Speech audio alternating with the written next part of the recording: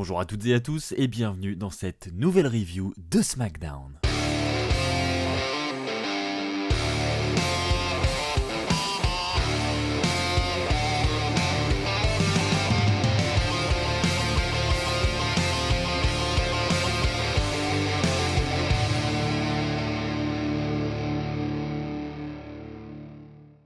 Bonjour à toutes et à tous, j'espère que vous allez tous très bien, c'est Axel de la chaîne WWE Fan France. On se retrouve pour une nouvelle review de SmackDown avec toutes les retombées de Super Showdown, ce show en Arabie Saoudite où notamment Goldberg est reparti avec cette ceinture universelle. Et bien la suite, la direction vers WrestleMania continue et ça commence avec le show que nous avons eu hier soir à SmackDown. Donc je vais analyser avec vous tout le show, vous donner les résultats et puis évidemment vous donner mon avis sur les différents segments que nous avons eu hier soir. Et bien écoutez, c'est parti, on commence sans plus attendre avec le premier point de la soirée.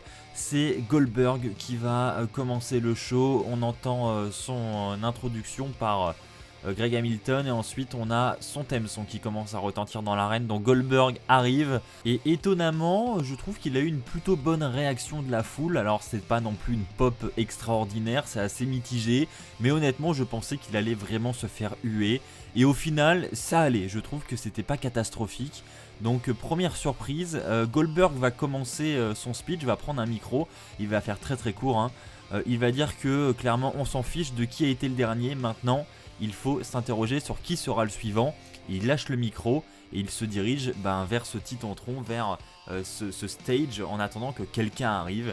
Et là après quelques secondes de blanc, et bien c'est le theme song de Roman Reigns qui va retentir dans l'arène. On a donc Roman Reigns qui prend son temps comme d'habitude pour arriver, où il a eu lui aussi une belle pop de la foule hein. Honnêtement c'était assez positif.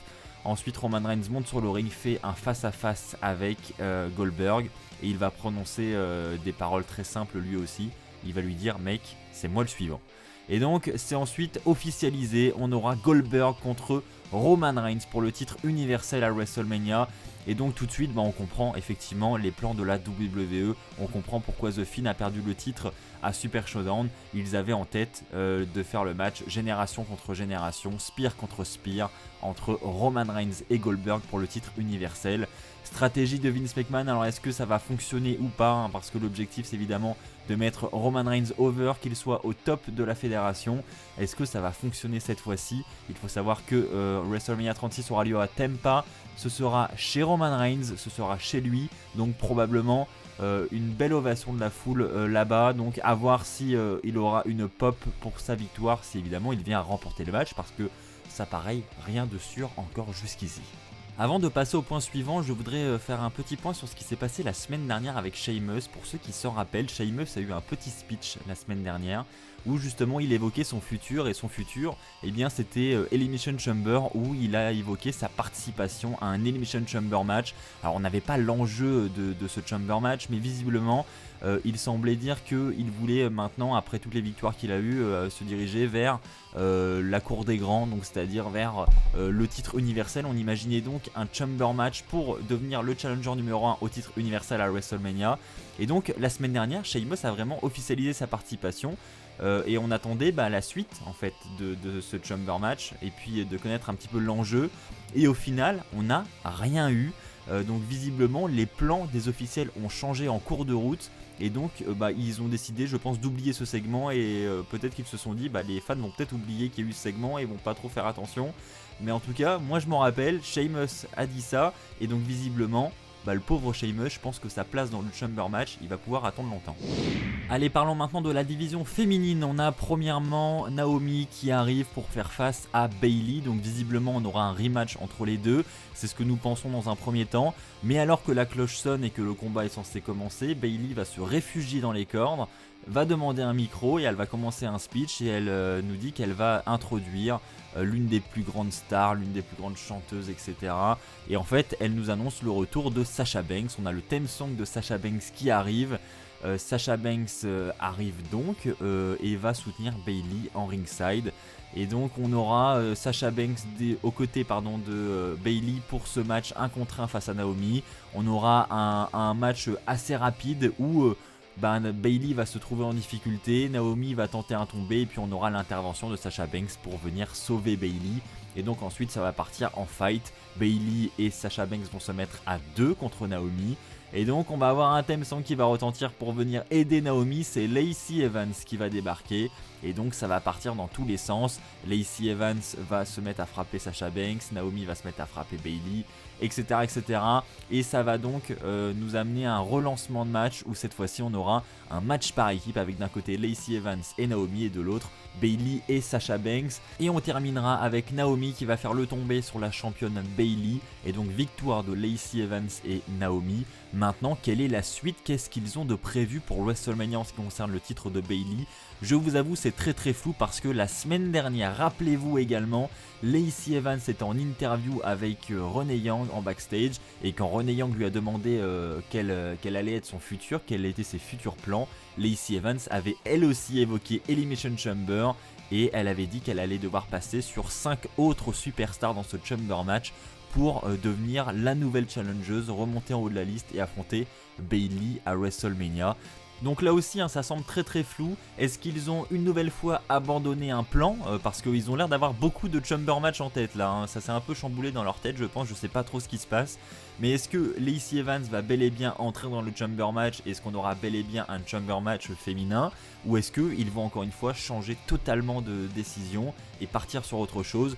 J'ai plutôt l'impression qu'ils vont pencher pour la deuxième option parce que franchement s'ils avaient organisé un Chamber match, s'ils allaient organiser un Chamber match, ils l'auraient annoncé quoi. Elimination Chamber c'est pas ce dimanche, c'est dimanche d'après, c'est dans une semaine quoi en gros. Donc voilà, il est temps de l'annoncer, il est temps d'en faire la promotion et je pense pas qu'ils vont annoncer un Chamber match vendredi prochain, 2 jours avant le pay-per-view. Ça me paraît vraiment improbable. Donc je pense que tout simplement ils n'ont pas d'idée, ils ont changé de plan et voilà, du coup je ne sais pas quel sera l'adversaire de Bayley à WrestleMania. Naomi vient de faire le tombé sur Bayley, sur la championne, donc normalement c'est elle qui est encore en haut de la liste. Après à voir parce qu'on sait que Lacey Evans est dans les parages aussi. Donc je ne sais pas, clairement je ne sais pas quelle direction cela va prendre pour WrestleMania 36. Allez, nous allons maintenant parler des nouveaux champions par équipe de SmackDown. Nous avons The Miz et John Morrison qui ont remporté les titres en Arabie Saoudite jeudi dernier. Et donc à cette occasion, à SmackDown, ils ont décidé de célébrer leur victoire avec un petit speech bien sympa où évidemment ils se mettent en avant. Et ensuite ils demandent à lancer leur theme song pour célébrer leur victoire, etc. Donc le theme song est lancé, ils lancent leur chanson là. Il commence à lever les titres au ciel, etc. Et puis ensuite on voit Greg Hamilton discuter avec un arbitre et tout simplement un arbitre vient d'informer Greg Hamilton d'annoncer le match qu'auront Morrison et The Miz lors du prochain pay-per-view. Et donc The Miz et Morrison sont curieux de savoir quels seront leurs prochains adversaires. Et là on a Greg Hamilton qui va nous dire vous allez affronter le New Day. Et là on pense que ça va s'arrêter là, mais en fait non, Greg Hamilton continue, il va dire Heavy Machinery, il va dire Lucha House Party, il va dire Robert Roode et Dolph Ziggler, et il va terminer avec les Usos. Et donc on nous annonce en fait que Miz et Morrison vont défendre leur ceinture dans un Elimination Chamber match par équipe à Elimination Chamber dimanche prochain. Donc grosse surprise, donc visiblement le Chamber match pour le titre universel n'était plus d'actualité, enfin du moins pour devenir challenger au titre universel n'était plus d'actualité, de même visiblement pour le Chamber match féminin, mais par contre ils ont décidé de mettre en place un Chamber match pour les titres par équipe. Donc là encore personne ne l'a vu venir je pense, grosse surprise. Et ensuite après cette annonce on a un tag team match entre The Miz et Morrison les Usos, donc victoire des Usos qui réalisent le tombé sur les champions. Donc là aussi les Usos se mettent vraiment en tête de liste et deviennent un peu les favoris pour Elimination Chamber.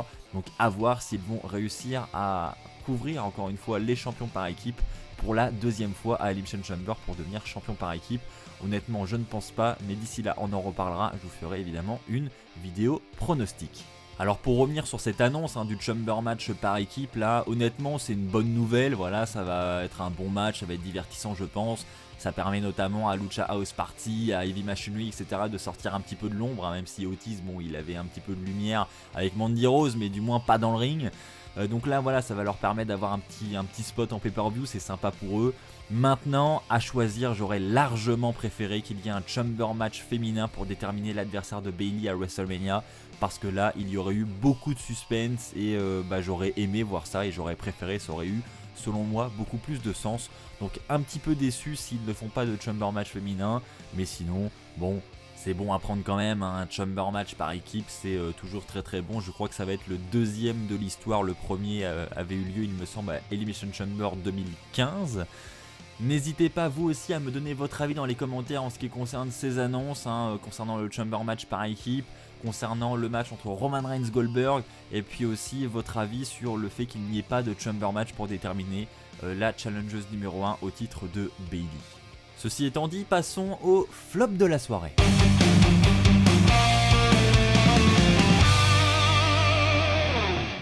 Pour le flop de la soirée, j'insiste, hein, je suis désolé, mais clairement, je déteste cette rivalité. J'ai hâte de passer à autre chose. Encore une fois, je le répète, mais je le répéterai jusqu'à ce que ce soit terminé, je pense. On a donc une signature de contrat entre Braun Strowman, Sami Zayn, Nakamura et Cesaro. Alors, en théorie, c'était une signature de contrat entre Braun Strowman et Nakamura. Normalement, c'était un match 1 contre 1 qui était prévu pour Elimination Chamber pour ce titre intercontinental. Et donc nous avons eu une signature de contrat classique, hein, où les deux vont un petit peu se friter. Et puis au final on va en arriver à ce que Braun Strowman dise « Je vais signer le contrat parce que quoi qu'il arrive, peu importe ce qu'il y a dans ce contrat, je vais le signer sans le regarder parce que je sais ce qui va se passer à Elimination Chamber. C'est comme si j'allais affronter 3 gars. En gros, hein, il sait très bien qu'il va y avoir des interventions, etc. Et que quoi qu'il arrive, il va devoir affronter Sami Zayn et Cesaro aussi dans ce match 1 contre 1. Donc il dit allez, je signe, je m'en fiche. Et puis il y a Sami Zayn qui va prendre mot pour mot ce qu'il a dit. Et puis ça va vraiment l'intéresser. Il va lui dire attendez. Vous voyez ce qu'il vient de dire là? Il vient clairement de dire que il va nous affronter tous les 3 à l'Elimination Chamber. C'est bien ce qu'il vient de dire, etc.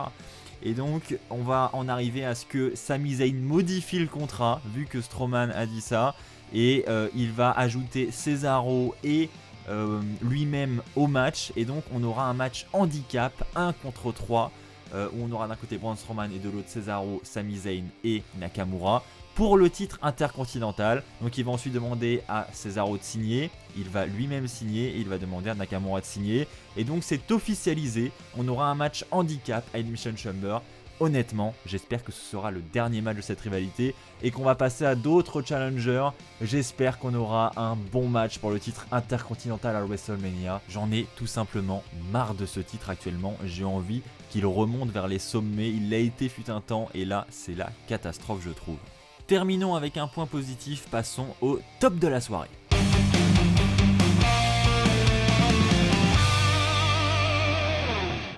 Pour ce top de la soirée, je vais évidemment parler de John Cena et j'étais même limite obligé de le placer en top de la soirée parce que premièrement, ça fait super plaisir de voir John Cena de retour.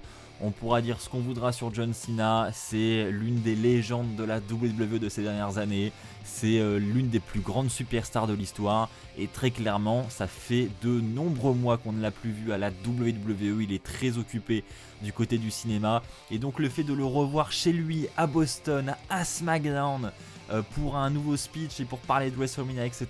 c'est très excitant et ça fait vraiment super plaisir. Donc c'était déjà un point positif, un gros point positif d'avoir SmackDown durant ce show. Je pense d'ailleurs que ça va aider SmackDown à booster ses audiences, donc c'est un gros point positif. Et donc pourquoi John Cena était là? Et donc il a commencé par ça, il a dit qu'il venait ici tout simplement pour parler de WrestleMania. Donc entre temps il va chauffer la foule évidemment, donc la foule va exploser. Et donc il va parler de WrestleMania et donc il va demander au public qu'est-ce que j'ai de prévu pour WrestleMania, hein? Selon vous, qu'est-ce que j'ai de prévu?